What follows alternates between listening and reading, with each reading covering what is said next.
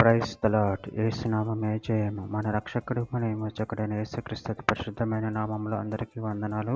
చిన్న ప్రార్థన ద్వారా ఉదయకాల వాక్య భాగం ధ్యానించుకుందాము.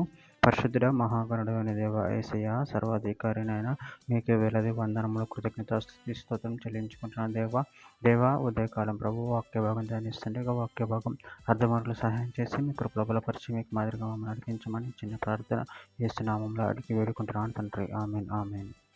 గల్తీలకు రాసిన పత్రిక 5వ అధ్యాయము 5వ వచనము. ఏలయనగా మనము విశ్వాసం గలవారము నీతి కలుగునను నిరీక్షణ సఫలమగునని ఆత్మ ద్వారా ఎదురు చూచుచున్నాము. ఆమెన్. దేవుడి వాక్య భాగం దీవించును కాక. ప్రభునందు ప్రియులారా, ఇక్కడ వాక్య భాగంలో గమనించినట్లయితే ఏలయనగా మనం విశ్వాసం గలవారమే నీతి కలుగునను నిరీక్షణ సఫలమగునని ఆత్మ ద్వారా ఎదురు చూచుచున్నాము.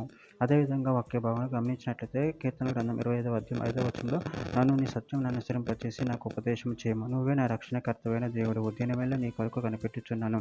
కీర్తన గ్రంథం 62వ అధ్యాయం 5వ వచనం. నా ప్రాణమా దేవుని నమ్ముకొని మౌనముగా నుండుము, ఆయన వలనే నాకు నిరీక్షణ కలుగుచున్నది. కీర్తన గ్రంథం 130వ అధ్యాయం 5వ వచనం. యెహోవా కొరకు నేను కనిపెట్టుచున్నాను, నా ప్రాణము ఆయన కొరకు కనిపెట్టుచున్నది, ఆయన మాట మీద నేను ఆశ పెట్టుకొని ఉన్నాను. విలాప వాక్యంలో 3వ అధ్యాయం 25-26 వచనం. తను ఆశ్రయించు వారి ఎడల యెహోవా దయాళుడు, తను వెతుకు వారి ఎడల ఆయన దయచూపువాడు. నరులు ఆశ కలిగి యెహోవా అనుగ్రహించే రక్షణ కొరకు ఓపికతో కనిపెట్టడం మంచిది. హోషేయ గ్రంథం 12వ అధ్యాయం 6వ వచనం. కాబట్టి నువ్వు నీ దోవను తట్టి తిరగవలెను, కనికరము న్యాయమును అనుసరించుచు ఎడతెగక నీ దేవుని యందు నమ్మిక ఉంచుము. రోమీయులకు రాసిన పత్రిక 8వ అధ్యాయం 24-25 వచనాలు. ఏలయనగా మనం నిరీక్షణ కలిగిన వారమై రక్షింపబడితే, నిరీక్షింపబడినది కనపడినప్పుడు నిరీక్షణతో పని ఉండదు. తాను చూచుచున్న దాని కొరకు ఎవడు నిరీక్షించడం, మనం చూడని దాని కొరకు నిరీక్షించిన ఎడల ఓపికతో దాని కొరకు కనిపెట్టుదము. రోమీయులకు రాసిన పత్రిక 8వ అధ్యాయం 21వ వచనం.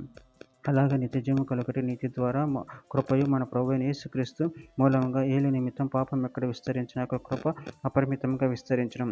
తీతుకు రాసిన పత్రిక 2వ అధ్యాయం 13వ వచనం. అనగా మహాదేవుడును మన రక్షకుడైన యేసుక్రీస్తు మహిమ యొక్క ప్రత్యక్షత కొరకు ఎదురు చూస్తూ ఈ లోకంలో స్వస్థ బుద్ధితోను నీతితోను భక్తితోను బ్రతుకుచుండేవారని మనకు బోధించుచున్నది. చివరిగా ఒక మాట. పేతురు రాసిన మొదటి పత్రిక 1వ అధ్యాయం 22వ వచనం. మీరు సత్యమునకు విధేయులగుట చేత మీ మనసులను పవిత్రపరచుకునే వారయుండి ఒకరికొకరు హృదయపూర్వకంగాను మిక్కటంగాను ప్రేమించుడి. ఆమేన్. దేవుడి వాక్య భాగం దీవించిన గాక. చిన్న ప్రార్థన చేసుకుందాము.